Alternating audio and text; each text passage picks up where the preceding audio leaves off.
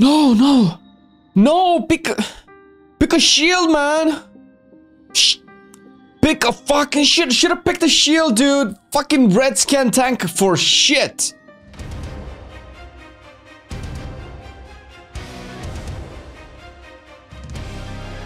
Oh yeah, baby. That's what I'm talking about. That and talents, gear, corruptions, rotation, and a bunch of other spicy things to set you apart from that one dude in your group that keeps dying and blaming the healer and the demon hunter for pulling aggro. That dude is a dumbass. Fuck yeah, Orc Paladins! Confirmed Shadowlands!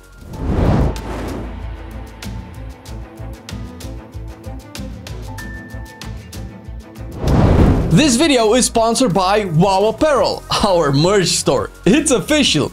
Jokes aside, we have some pretty cool hand-drawn designs for t-shirts, hoodies, and more, and you can take a peek on the Teespring link down below. International shipping included, guaranteed corruptions with the first purchase. On the first row, Holy Shield will be your default pick in pretty much all of the content in 8.3. It's clearly intended to help you deal with magical attacks, and it does help you deal with them. It also blocks the Eye of Corruption shots and overall has more value since 8.3 is a bit more heavy on the magic damage intake. Blessed Hammers is still a niche in large melee fights, usually only in dungeons, but it can reduce the damage you take by a decent amount. Overall, we recommend Holy Shield for the most value. Next up, take Crusader's Judgment. Currently, this is by far the best choice. This talent essentially gives you a buttload more judgments and in turn increases the uptime on your Shield of the Righteous. That is its primary focus. Shield of the Righteous is an integral part of you not taking spiky damage, and in higher end content it will make the difference between a great tank and Morad, who should have had a shield on Black Hand. I mean, that's a raid boss, dude. Third row, you have CC options. First is Fist of Justice, and it will be your baseline choice, especially because you are running double charges of Judgment, giving you even faster Hammers of Justice. The uses are fairly straightforward. Ads can be stunned, not as many Nyalotha, and right now I can only think of the Akir Darters on Hivemind. It will be way more useful in dungeons, of course, since it stops mob channels, casts, uninterruptible mechanics, and more, obviously. Blinding Light is an alternative way of stopping casts and only casts since it breaks on damage, so you know. It's AoE, so keep that in mind as the major differentiator between the two. It also works on higher level of corruption, where you might get 2 or more things from beyond at the same time and you cannot or won't pop cape. It happens, trust me, and always at the worst times. The level 60 row is a weird row in that the options are not consistent with what they want to achieve. Blessing of Spell Warding is your strongest choice here, transforming your Blessing of Protection, a physical immunity, to a magical one. This has a plethora of uses in both raids and dungeons. You can use it for yourself or a party member. It's a very unique defensive on a relatively short cooldown that can help you bypass dangerous mechanics. When you don't need this, say Ataldazar or King's Rest, and raid bosses that do heavy physical mechanics on your raids for which you want Blessing of Protection, take Cavalier. This will give you a second charge of Pony, helping with movement. Also note, if you ever take Cavalier and you bop yourself, you will lose aggro. Just a little advice from the Flame Fucked Up Book of Secrets. Moving down, you get some strong choices. Unbreakable Spirit reduces the cooldown of your strong defensives. Usually you want this when this would enable you to cast your defensives more often on the boss fight and can do so efficiently without just, you know, pressing them because they're here. Might be more useful in dungeons considering the ratio of combat / non-combat time you have. That, if not for the next option, which is Final Stand. This baby gives your Divine Shield also an AoE taunt for 8 seconds.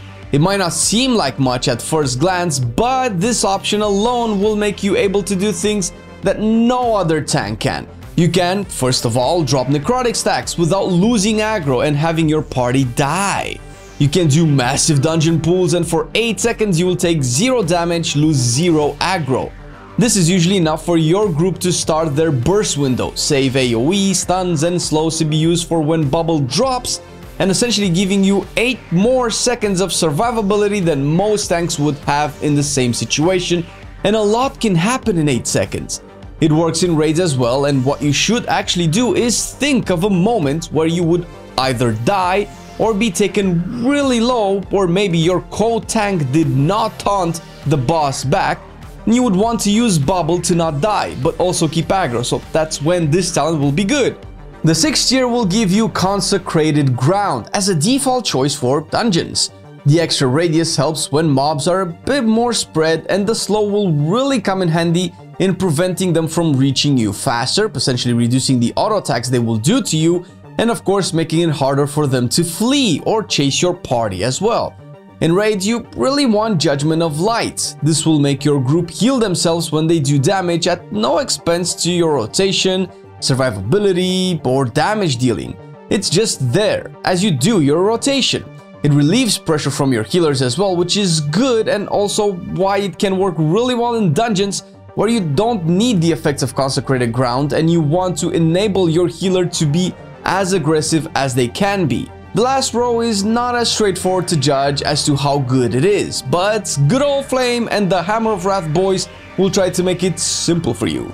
Seraphim should be your default pick for most content. It provides a massive boost to all of your secondary stats at the cost of ideally eating 2 charges of Shield of the Righteous. This implies you will need to think ahead and prepare your shield charges and understand that this will ideally last for 16 seconds only.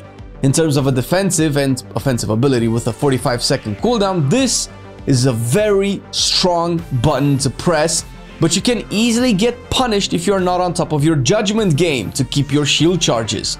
The only real time you want to swap away from this to Last Defender is in dungeons when you are pulling 2 or 3 big packs that will last for a long amount of time, where Seraphim's tankiness will not be enough to cover it. If you are pulling small packs every 40 to 50 seconds or so, Seraphim will be superior in dungeons as well. Last Defender is however the easier option to play with no punishment involved but smaller overall gains.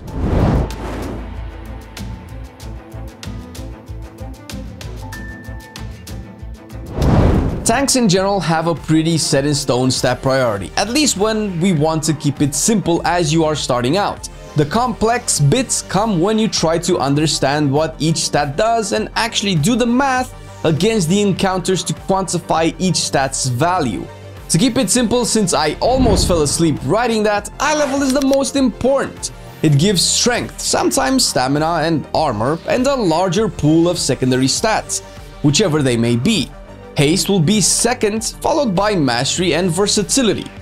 Crit is a bit down the road in terms of value, but again, that doesn't mean it's shit. It gives parry chance alongside the offensive benefits. Parry is good, it can negate some mechanics making you take 0 damage, but in the grand scheme of things, it's too unreliable to be something to focus on more than haste, for instance, which reduces the cooldown of important abilities with its primary function of increasing Shield of the Righteous uptime. As such, when choosing consumables, keep it simple and go for a Cord of Haste, Quicksand Spinels, and 1 Leviathan's Eye of Strength with a Force Multiplier enchant for your weapon. These will be your base enchants and gems for your everyday needs. You can go with the Greater Flask of the Undertow for strength. For potions, it depends. Unbridled Fury and Superior Strength are good for up to 3 targets, with Empowered Proximity taking the lead in large AoE fights. Yeah, damage. Please don't use stamina pots and flasks. I know you want that big dick toilet devastation, but just no, please. Lastly, feasts and baked potatoes will supply your munchies the best, based on what is available. The traits you'll be using are pretty similar between raids and dungeons, with the main difference being which ones you will end up stacking. Inspiring Vanguard is the best Prot Paladin specific trait. You can even stack it in raids for the increase in damage. And with Nyalotha's way of giving you Azurite, you can even opt for Heart of Darkness for the pure stack gains, stacking this as well, of course.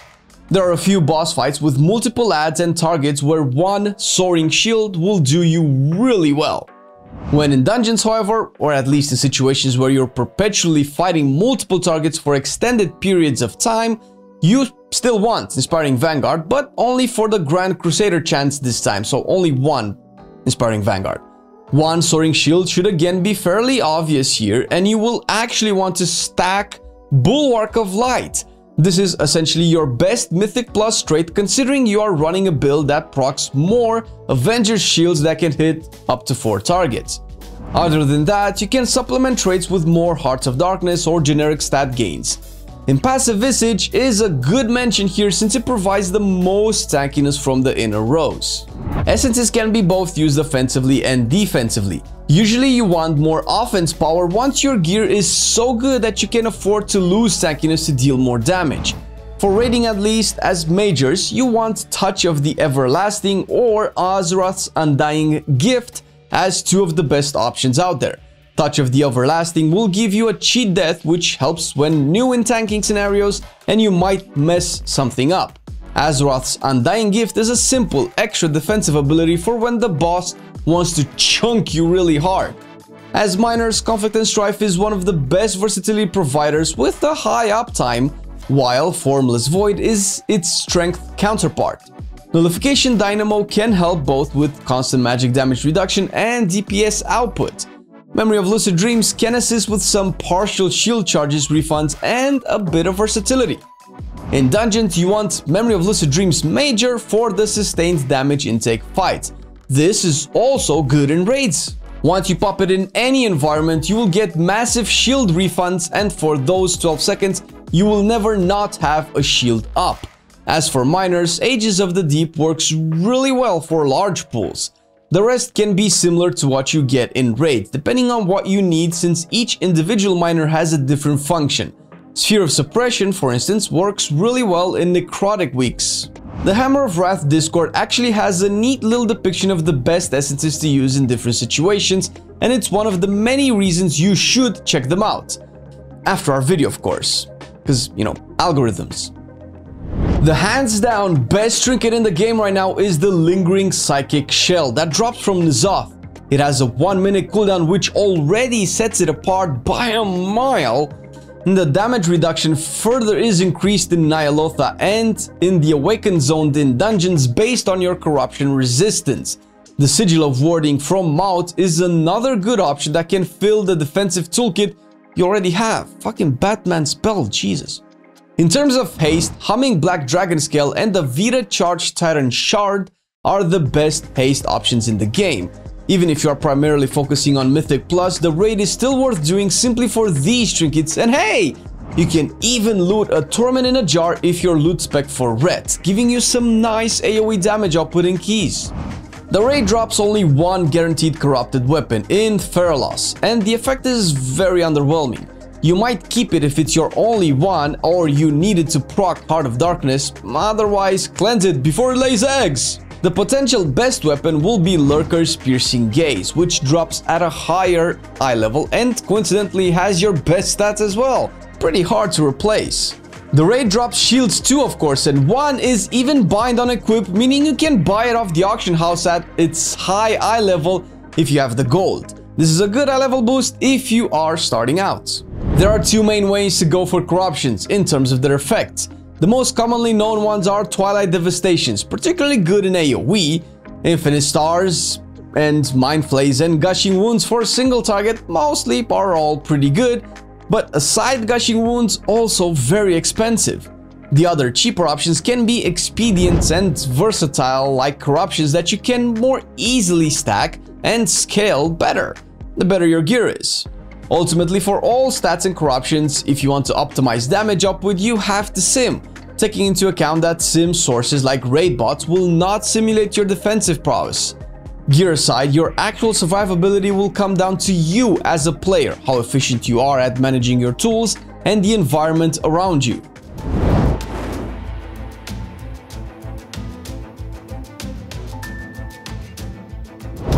The standard rotation sees you put Consecration down first and foremost, followed by Judgment, Avenger's Shield, Hammer of the Righteous, and if needed, refresh Consecration. The purpose of this is to maximize your Shield of the Righteous uptime by setting an efficient priority system for your abilities. Do not be tied down to the buttons. You need to react to what is happening and prevent damage. This takes a bit of knowledge of the fight, which ability will deal lots of damage for you to prepare your shield for it. Keep in mind a few things when playing in your rotation. Casting Judgment will reduce the cooldown of your Shield of the Righteous, and this ability should be your #1 priority in keeping it on cooldown. Even if you proc Grand Crusader, you still want to cast Judgment to reduce the cooldown of your shield instead of casting Avenger's Shield. Speaking of which, Avenger's Shield buffs your next Shield of the Righteous to mitigate more damage, so for big hits that you know are coming, you want to cast an empowered Shield of the Righteous always, if possible. Lastly, stay in Consecration at all times. It reduces the damage you take aside from making your Hammer of the Righteous hit everything around you, which you should use it or Blessed Hammers only as fillers. Like mentioned in the talent section, Blessing of Protection removes physical effects from a target and makes the target immune to further physical effects such as, blades, necrotics, also negates their threat level and generation, meaning if you go into a pool with the Mongoloid Demon Hunter, you can pop this on his ass so he won't die, especially on skittish wicks. Spell warding works similarly for the magical side of things, and the only time it will clear aggro is if cast with mobs that do exclusively magical casts and no melee swings. Blessing of Freedom removes roots and snares, and if they come with a damage over time effect, removes that as well. Essentially the entire effect. There's a lot more to learn about utility and Prot Paladin in general, and we strongly recommend you visit the Hammer of Wrath Discord channel, which has all the online resources you will ever need to take your playstyle to the next level. That, and a major shout out to Lincoln, Panthea, and Mandel who helped us with feedback for the guide. They are strong theory crafters and top of the line tanks that add tremendous value to the Prot Paladin community. And speaking of community, we cannot go without thanking our Patreons for continuously supporting our content, making sure we stick to our guns and provide you with high quality, informative videos. Thank you very much, guys. And if you are interested in supporting us a little bit more, check the link down below where you'll find our Patreon and a lot more other goodies. Thank you for watching the video, hope it helped, and we'll see you in the next one.